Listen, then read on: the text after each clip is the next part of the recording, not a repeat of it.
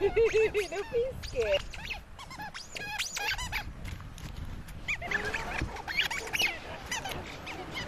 So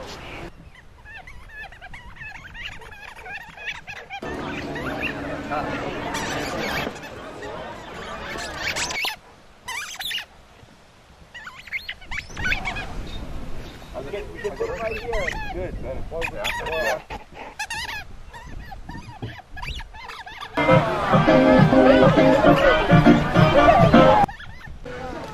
How's it? And aloha. This is Kaneka Cam. We're live on Alkaku, channel 55. To let me know you can no longer be on top.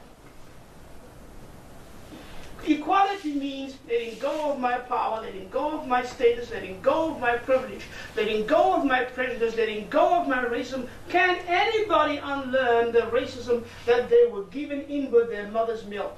That was my question. By the time I was 15, I was completely convinced that white people are irredeemable. And I was so angry all the time. I never trusted any white person. And the more I saw how they treated my mother, the angrier I became. Then I met a white person, an Afrikaner.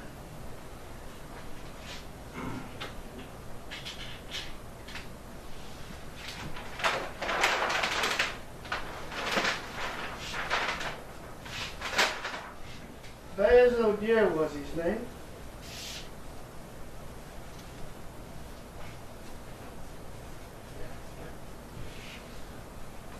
Some of you may have heard of him. So Bayes, B-E-Y-E-R-S N-A-U-D-E. And he was one of those. Now, we're not many. He was one of those who, after the Sharpeville massacre of 1960, and the Sharpeville massacre was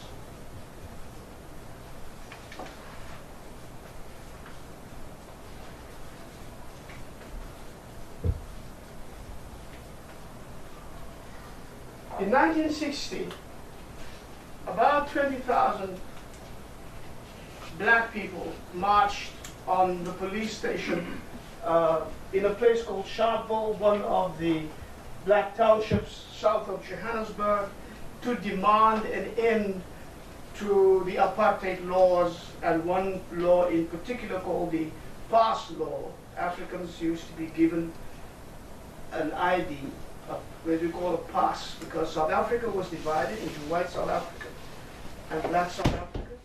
Black people were supposed to live in black South Africa in the Bantustans, and they could only come into white South Africa with a permit called a pass if they work in the factories of white South Africa, if they work in the mines of white South Africa, if they work on the farms in white South Africa. They were not allowed to bring their families with them. Their families would have to stay in what they call those Bantustans, those Bantu homelands, those little pieces of 13% of the land were left for the African people.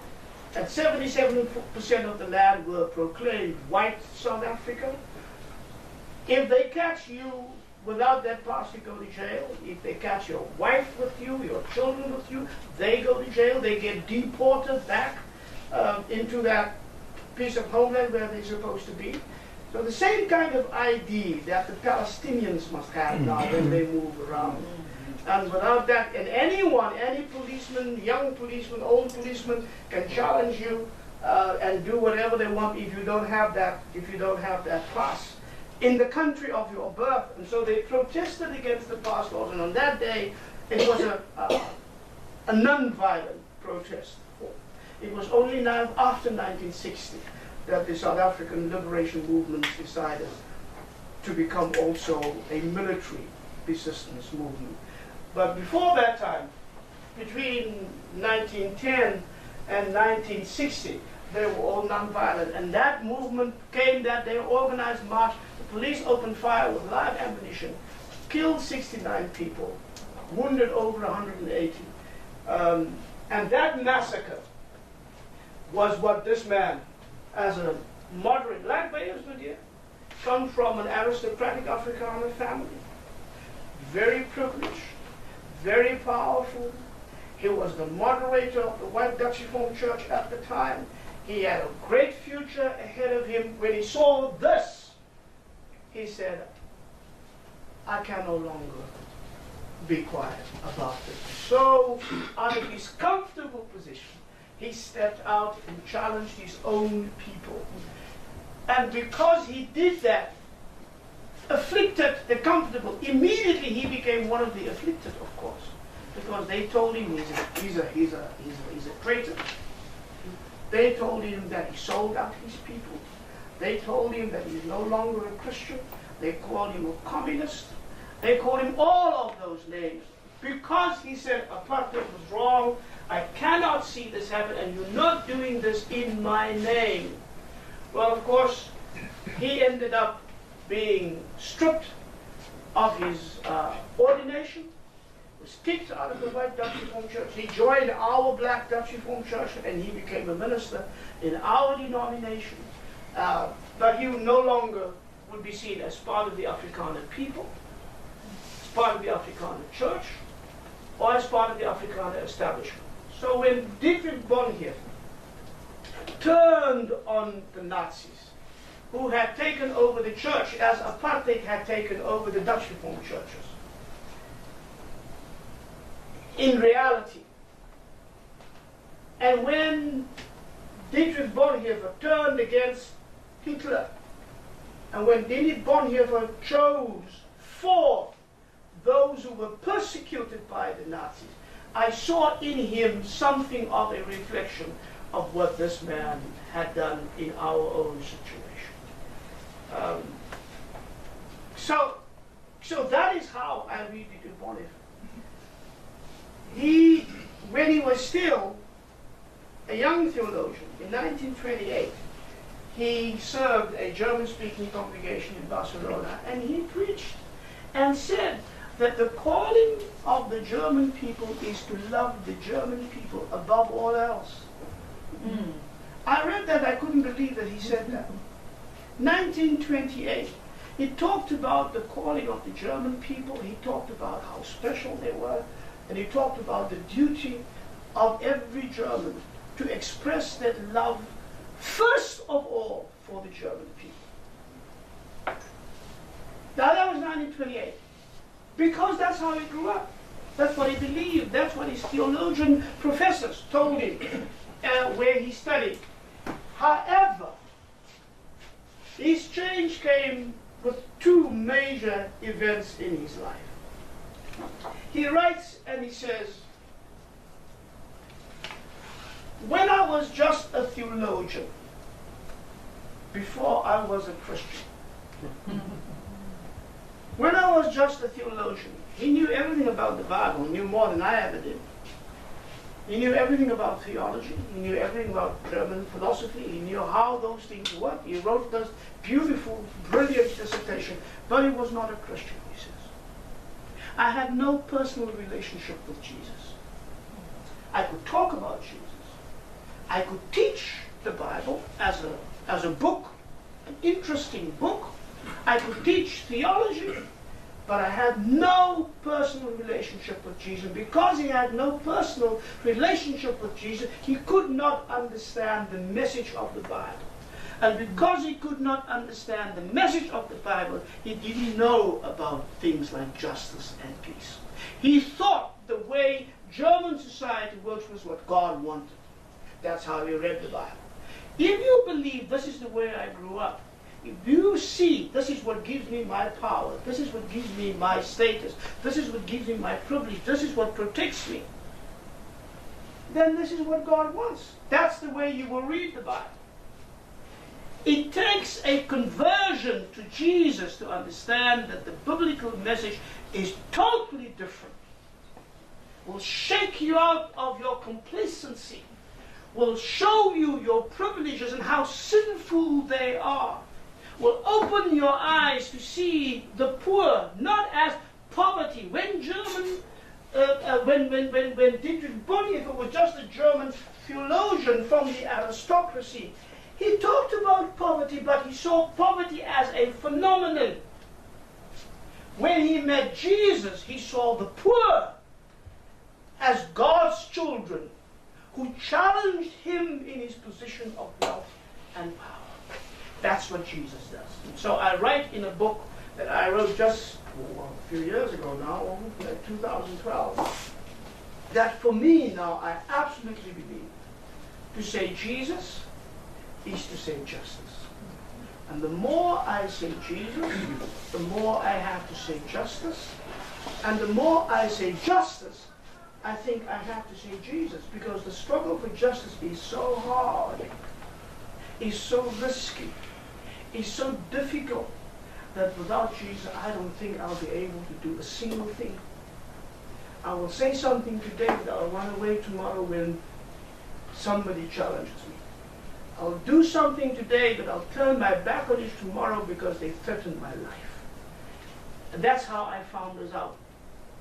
And when I looked at Bonhoeffer and I understood that this is what he had to do, that's why he talks like when Christ calls somebody, Christ calls you to die. That's what justice does to you. So it's the toughest thing. But it's the only thing, I think, that one can do when you come to meet this Jesus. Now, the Jesus that he first met was the Jesus of the Sermon on the Mount. And so he says, this thing about peace in the world is a real thing. This thing, and it begins with personal relationships. But it also is very applicable to every single social and political situation that we are facing now. He says, because in the end, if you cannot follow Jesus in all your social and all your political ways, then what are these convictions for?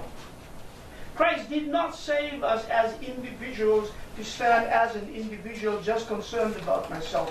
Christ came, John says, for God so loved the cosmos, the world. So the world as God created it, that's what needs to be saved. And you can only do that when you're serious about social realities, when you're serious about political realities, when you're serious about the way human society works, and when the human society understands the way of peace. But he came to understand that. That's the first thing. He came to see Jesus and a personal relationship with Jesus. He also says, I know. And we will get to that quote. It's all wonderful and it's all here. Where he says, I don't know where is that. Where this will lead me. That is. If you look on the Bonhoeffer citations, page 1, page 2, page 3, and page 4. The bottom of page 3.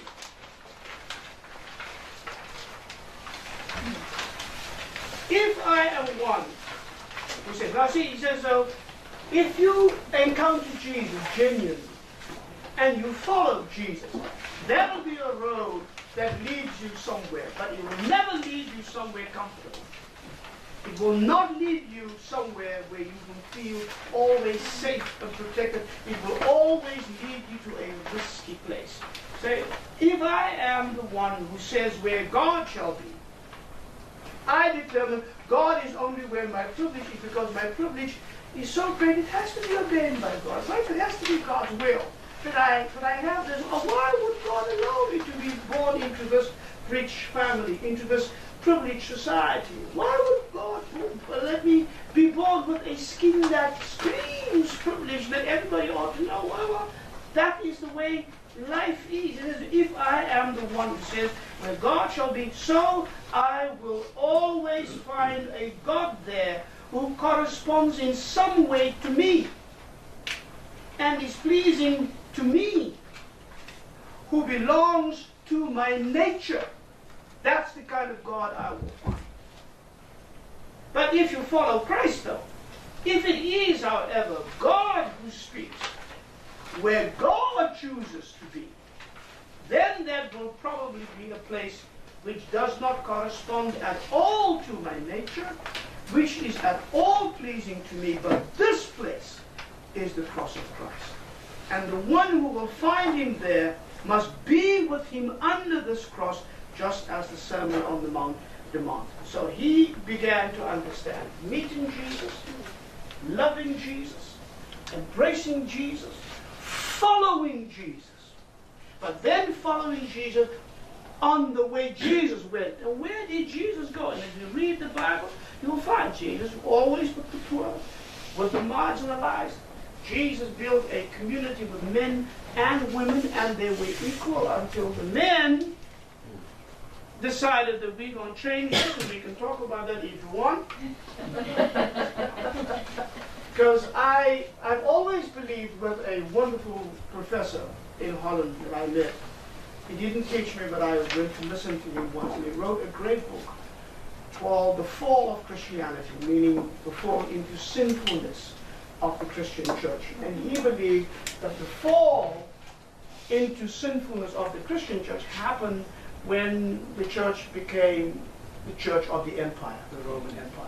So we embraced the Roman imperial ways, we embraced violence, we embraced military, we embraced all of that and clothed all of that with the cross of Jesus Christ, like Constantine told us to do. And I believe that that was right until I thought about it. And then I discovered, no, maybe the first sin of the church was not on the issue of violence, but on the issue of the women. Because if you read the Gospels and you see the way in which Jesus allowed women to become part of the disciple circle, the way in which Jesus elevated women, the way in Jesus expressed his acceptance of women as equals, the way in which Jesus defended women in all these different ways. And you see how even when they were writing the Gospels, they had growing difficulty with that fact. They could not say that there were no women with Jesus. There were some things that they faded out of the Gospel. But they could not deny that the women were there. Luke can't even remember how many women there were, so many there were. You remember, he says in that one verse, and there was Mary, and there was Mary the mother of Jesus, and there was Mary Magdalene, and there was Joanna, and then there was Elizabeth, and so all of the other women. He remembers every single disciple, all 12 of them, and he mentions them. But the women were so many, he can't even remember how many there were. Never mind their names. What happened to all of them? Why did they simply disappear? The other thing that they cannot fade out of the Gospel was that the women were the ones who stuck with Jesus. Amen. On that Friday, who remained at the cross, who stayed until they saw that he was taken off the cross, until they saw where he was buried. They were the ones who broke the Sabbath law and actually came to anoint his body on the Sabbath.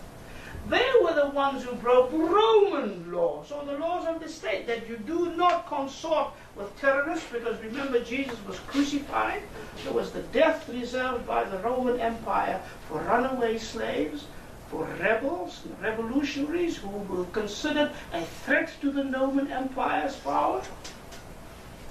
The women decided to ignore all of that and to come anyway on Saturday morning. They can't fade away the fact that it was the women who saw Jesus first, and it was the women who got the task of telling the disciples and the world the most important news in the Christian gospel: he is risen. He's alive. And he's going to meet you, but he's going to meet you in Galilee, so you go there. In the meantime, time, he's already talked to us. And where were the men when all of this happened? Hiding. From Friday afternoon till Sunday night. Whole weekend, they were gone behind the closed door. And that's where Thomas had his conversation with Jesus. But Thomas is a different story. But I mean, so that Jesus is what Bonhoeffer discovered. So that's the first thing.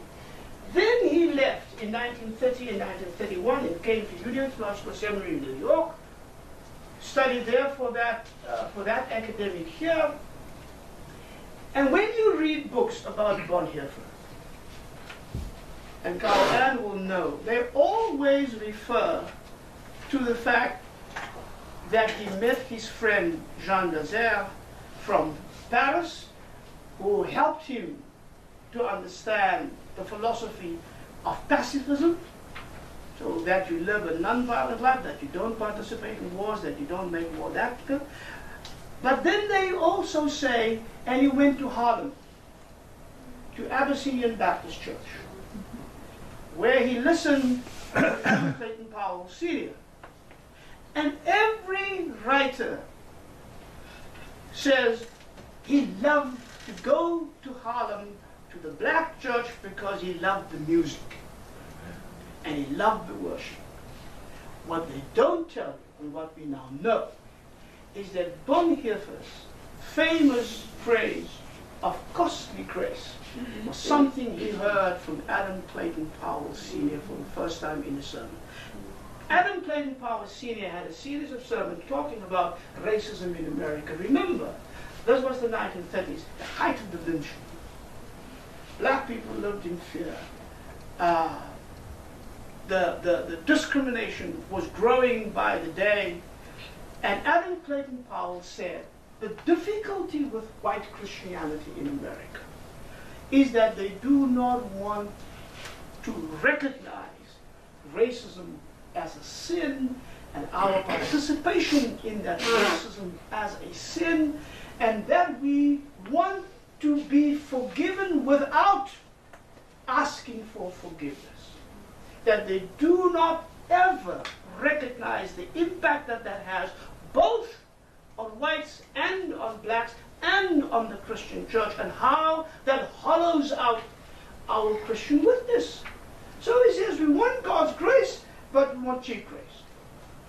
And then Bonhoeffer took that cheap grace and costly grace, and he wrote these wonderful things that we have here on that page 1, and we'll come back to that.